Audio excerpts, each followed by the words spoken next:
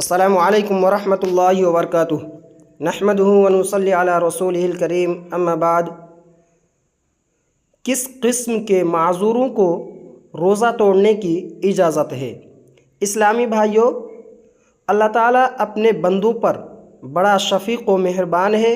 اس نے اپنی رحمت سے انسانوں کو ایسی ہی چیزوں کا مکلف بنایا ہے جسے وہ بآسانی انجام دے سکیں۔ چنانچہ ارشاد باری تعالیٰ ہے، وَمَا جَعَلَ عَلَيْكُمْ فِي الدِّينِ مِنْ حَرَجٍ، اور تم پر دین کے بارے میں کوئی تنگی نہیں ڈالی۔ ایک اور مقام پر اللہ تعالیٰ فرماتا ہے، يُرِيدُ اللَّهُ بِكُمُ الْيُسْرَ وَلَا يُرِيدُ بِكُمُ الْعُسْرَ، اللہ تعالیٰ کا ارادہ تمہارے ساتھ آسانی کا ہے، سختی کا نہیں ہے۔ اور ایک مقام پر فرمایا، لا يكلف اللہ نفسا الا وسعها، اللہ تعالیٰ کسی جان کو اس کی طاقت سے زیادہ تکلیف نہیں دیتا۔ نیز ارشاد باری تعالیٰ ہے، فاتقوا اللہ ما استطعتم، پس جہاں تک تم سے ہو سکے اللہ سے ڈرتے رہو۔ چنانچہ اللہ تعالیٰ نے اپنی مہربانی اور رحمت سے بعض ایسے لوگوں کو رمضان میں روزہ توڑنے کی رخصت دی ہے جن کو کوئی ایسا شرعی عذر لاحق ہو جس کی وجہ سے ان کے لیے روزہ رکھنا دشوار ہو۔ آج کے درس میں ایسے معذوروں کا ذکر کیا جا رہا ہے اور ان کے بارے میں ضروری باتیں بتائی جا رہی ہیں تاکہ معذور حضرات اس سے فائدہ اٹھائیں اور بہانہ باز لوگ اپنے دل میں اللہ کا خوف محسوس کریں۔ نمبر 1، بڑے بوڑھے اور مستقل مریض۔ بہت بوڑھے مرد، بوڑھی خواتین اور ایسے مستقل مریض جن کے صحت مند ہونے کی امید ختم ہو چکی ہے، اگر روزہ رکھنے میں دشواری اور پریشانی محسوس کریں اور یہ اندازہ ہو کہ آئندہ کبھی بھی انہیں روزہ قضا کرنے کی طاقت حاصل نہ ہو سکے گی، تو شریعت نے ایسے لوگوں کو رخصت دی ہے کہ وہ روزہ نہ رکھیں اور ہر روزہ کے بدلے ایک مسکین کو کھانا کھلائے۔ انہیں قضا کی ضرورت نہیں ہے، جیسا کہ ارشاد باری تعالیٰ ہے، وَعَلَى الَّذِينَ يُطِيقُونَهُ فِدْيَةٌ طَعَامُ مِسْكِينٍ، اور اس کی طاقت رکھنے والے فدیہ میں ایک مسکین کو کھانا دیں۔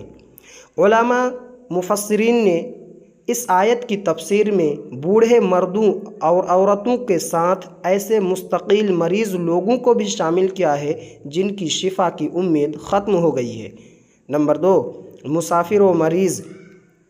مسافر اور مریض کو بھی شریعت نے اجازت دی ہے کہ وہ رمضان میں بحالت مرض و سفر روزہ افطار کر لے، مگر جتنے ایام کے روزے سفر یا بیماری کے سبب چھوٹے ہیں، عذر ختم ہونے پر رمضان بعد ان کی قضا ضروری ہے۔ ارشاد باری تعالیٰ ہے، فَمَنْ كَانَ مِنْكُمْ مَرِيضًا أَوْ عَلَى سَفَرٍ فَعِدَّةٌ مِّنْ أَيَّامٍ أُخَرَ، یعنی تم میں سے جو شخص بیمار ہو یا سفر میں ہو تو وہ اور دنوں میں گنتی کو پورا کر لے۔ البتہ اگر مریض یا مسافر کو روزہ رکھنے میں سہولت ہو تو روزہ رکھ لینا ہی بہتر ہے، جیسا کہ ارشاد باری تعالیٰ ہے، وَأَن تَصُومُوا خَيْرٌ لَكُمْ، یعنی تمہارے حق میں بہتر کام روزے رکھنا ہی ہے۔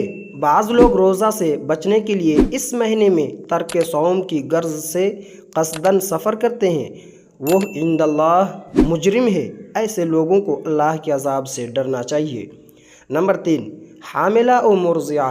ایسی عورتیں جو حمل سے ہوں یا بچہ کو دودھ پلا رہی ہوں، اگر انہیں اندیشہ ہو کہ روزہ رکھنے کی وجہ سے ان کو یا ان کے بچہ کو نقصان پہنچ سکتا ہے یا دونوں میں سے کسی کی صحت خراب ہو سکتی ہے، تو شریعت نے انہیں اجازت دی ہے کہ وہ روزہ نہ رکھیں اور رمضان بعد جب نقصان کا اندیشہ باقی نہ رہے تو وہ روزہ کی قضا کرے، جیسا کہ حدیث میں ہے، بے شک اللہ تعالیٰ مسافر کا روزہ اور آدھی نماز اور حاملہ اور دودھ پلانے والی عورتوں کا صرف روزہ معاف کر دیا ہے۔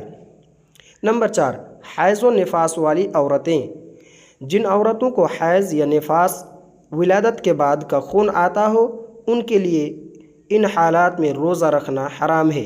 ایسی عورتوں کے بارے میں شریعت کا حکم ہے کہ جب وہ حیض و نفاس سے پاک ہو جائیں تو رمضان بعد چھوٹے ہوئے روزوں کی قضا کرے، جیسا کہ حضرت عائشہ رضی اللہ